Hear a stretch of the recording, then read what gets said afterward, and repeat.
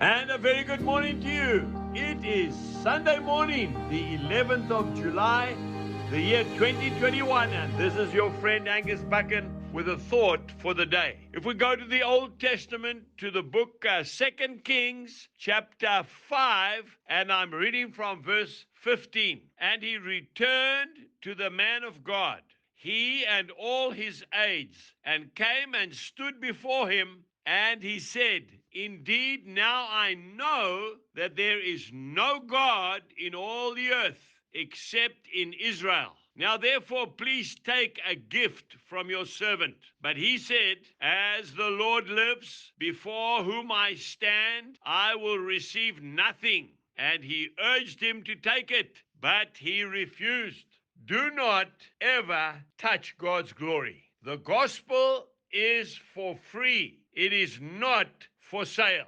Matthew chapter 10 verse 8, Jesus said, freely you have received, freely give. John the Baptist, Jesus said of him, there's never been a man born from the womb of a woman as great as John the Baptist. And he said that he was not even worthy to untie the sandal straps of Jesus. Mark chapter 1 and verse 7. You see, the prophet Elisha never even came out of his hut to greet the commander of the entire Syrian army, Naaman. He would take no gifts from him, and that is why God used Elisha, the prophet, so powerfully. He could not be bought. He could not be intimidated by money or fame. You see, he wasn't a hireling. He was a son of God.